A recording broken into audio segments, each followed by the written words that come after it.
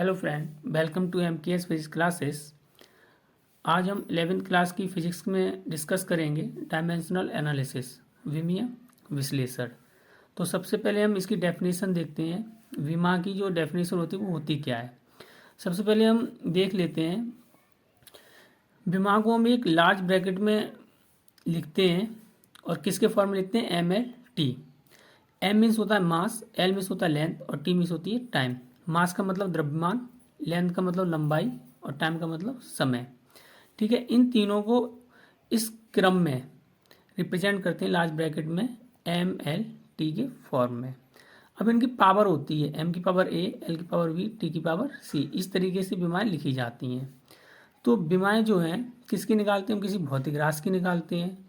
तो भौतिक राशि की विमाएँ वे घाते होती हैं।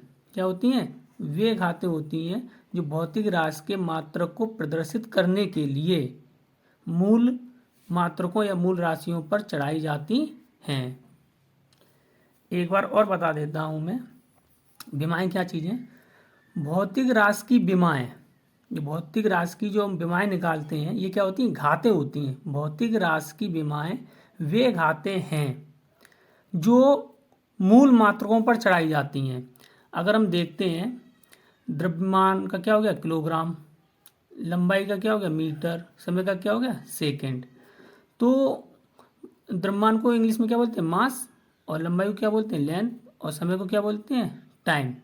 तो मास को हम M से रिप्रेजेंट करेंगे, लेंथ को L से, टाइम को T से। तो इन पे जो घाते हम चढ़ा रहे हैं भौतिक राशि का मात्रक प्राप्त करने के लिए, उन्हें हम विमाएँ कहते हैं।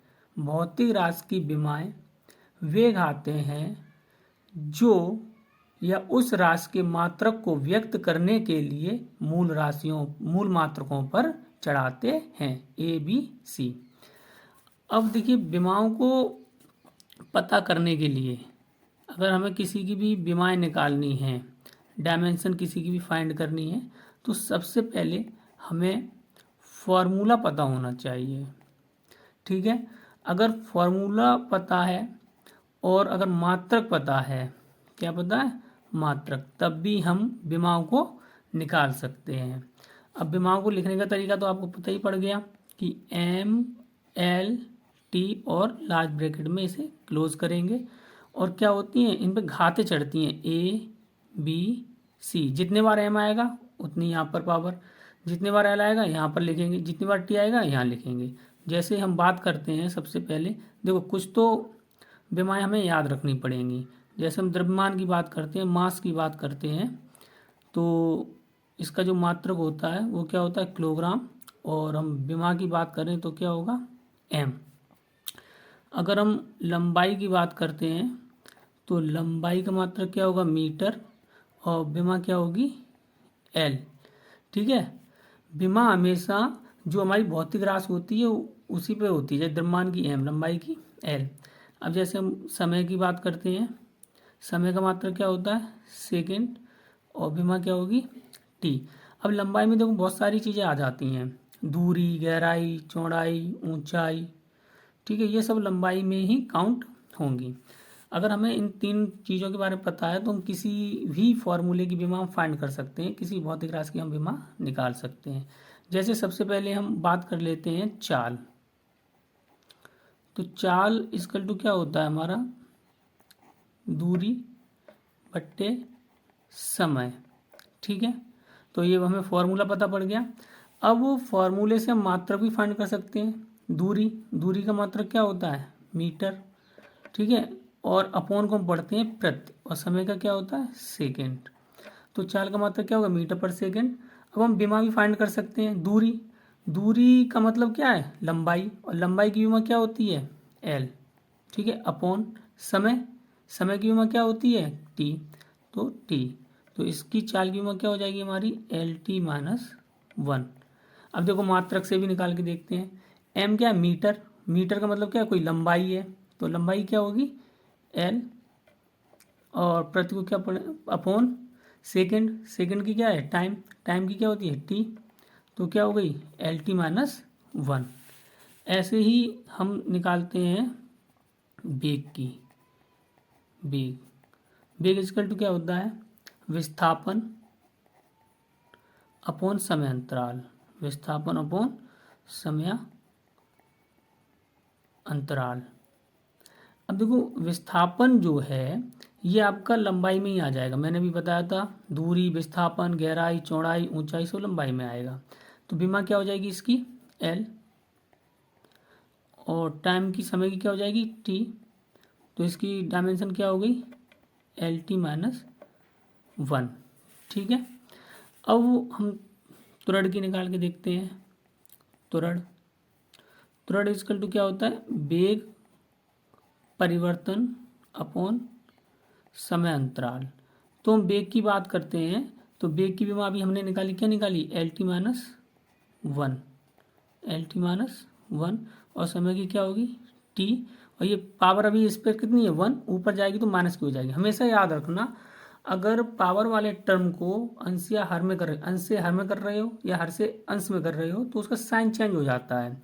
ये टी हर में, इसको अंश में ले जाना है, तो पावर कितनी है 1, तो ऊपर जाएगी क्या होगी -1, और -1 कितना हो जाएगा हमारा -2। तो त्वरण की विमा क्या लिखेंगे एल टी माइनस 2। सिमिलरली हम बल के लिए देखते हैं। बल, बल इक्वल टू क्या होता है द्रव्यमान गुणा त्वरण। अब द्रव्यमान की विमा क्या होती है m, और त्वरण की हमने अभी निकाली, नहीं तो त्वरण बराबर क्या होता है वेग परिवर्तन बटे समय अंतराल। वेग की क्या होती है एल टी माइनस 1 और टी ऊपर जाएगा एल टी माइनस 2, तो त्वरण की क्या हो गई एल टी माइनस 2।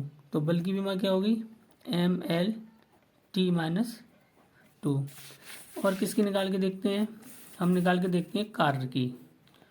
कार्य, तो कार्य इक्वल टू क्या होता है बल गुणा विस्थापन।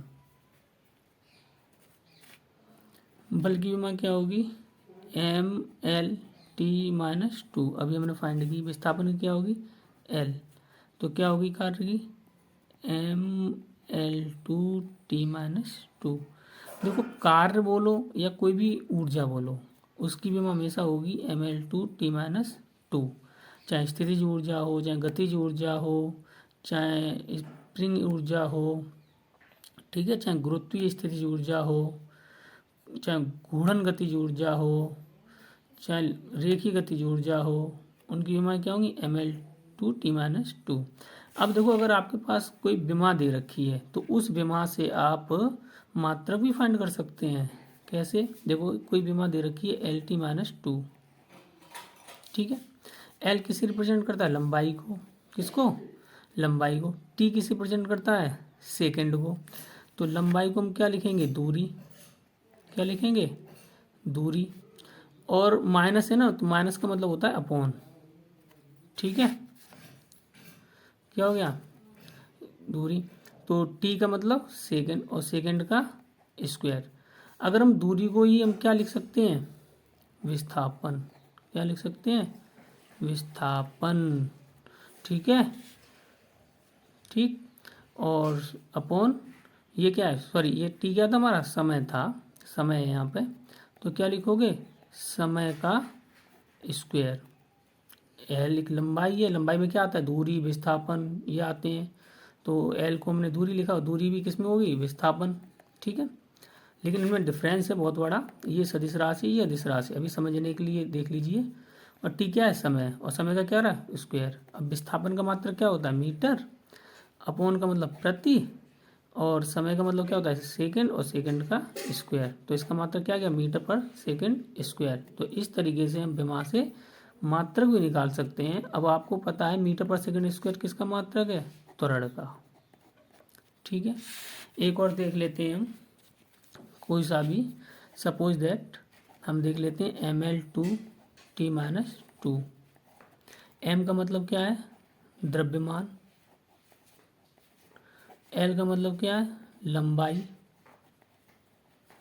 और टी का मतलब क्या है समय। तो देखो द्रव्यमान को हम क्या लिखेंगे किलोग्राम, लंबाई को क्या लिखेंगे मीटर, और उसका क्या हो रहा है स्क्वायर, तो मीटर स्क्वायर। अब देखो माइनस से माइनस का मतलब प्रति, और समय है, समय को क्या लिखेंगे सेकंड, और उसका क्या हो रहा है स्क्वायर। अगर आप देखना चाहो तो इसको हम क्या लिख सकते हैं, किलोग्राम, ठीक है, या फिर ऐसे देख लो, किलोग्राम मीटर स्क्वायर पर सेकंड स्क्वायर, ये आपका किसका मात्रक होता है, कार्य का या किसी भी ऊर्जा का। थैंक यू फ्रेंड, वीडियो अच्छा लगे तो शेयर कीजिए, लाइक कीजिए। 11th क्लास के लिए वेरी वेरी इंपॉर्टेंट टॉपिक लेकर के हम आएंगे।